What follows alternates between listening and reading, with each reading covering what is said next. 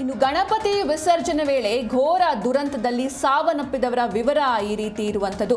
ಪ್ರವೀಣ್ ಕುಮಾರ್ 21 ವರ್ಷದ ಪ್ರವೀಣ್ ಕುಮಾರ್, ಈತ ಅಂತಿಮ ವರ್ಷದ ಇಂಜಿನಿಯರಿಂಗ್ ವಿದ್ಯಾರ್ಥಿ. Rajesh son of Murthy KB ಪಾಳ್ಯ, ಇವರು ಕೂಡ ಹೊಳೆನರಸೀಪುರ ತಾಲೂಕಿನವರೇ, ಅಂದರೆ ಇವರೆಲ್ಲರೂ ಕೂಡ ಸ್ಥಳೀಯರು.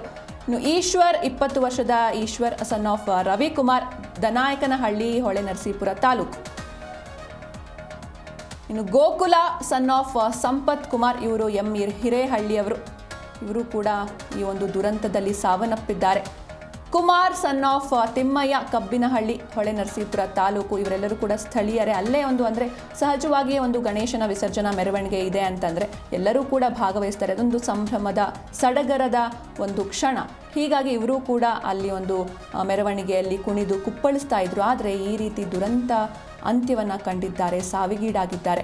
21 ವರ್ಷದ ಪ್ರವೀಣ್ ಸನ್ ಆಫ್ ಹನುಮಯ್ಯ, ಇವರು ಕೂಡ ಕಬ್ಬಿನಹಳ್ಳಿ, ಅದೇ ಊರಿನವರು, ಹೊಳೆನರಸೀಪುರ ತಾಲೂಕಿನವರು. ಇನ್ನು 21 ವರ್ಷದ ಮಿಥುನ್, ಗೌರಿ ರಂಗಾಪುರ, ಹೊಸದುರ್ಗ ತಾಲೂಕು, ಈತನೇ ಹುಟ್ಟುಹಬ್ಬವನ್ನು ಆಚರಿಸಿಕೊಂಡವನು. ಈತನಿಗೆ ಹುಟ್ಟುಹಬ್ಬದ ದಿನವೇ ಈ ರೀತಿ ಒಂದು ದುರಂತವಾದಂತಹ ಸಾವು ಸಂಭವಿಸಿದೆ. ಇನ್ನು 52 ವರ್ಷದ ಪ್ರಭಾಕರ್, ಇವರು ಕೂಡ ಅಲ್ಲಿನವರೇ, ಅಂದರೆ ಬಂಟರಹಳ್ಳಿ, ಮೊಸಳೆ ಹೊಸಹಳ್ಳಿ ಅವರು.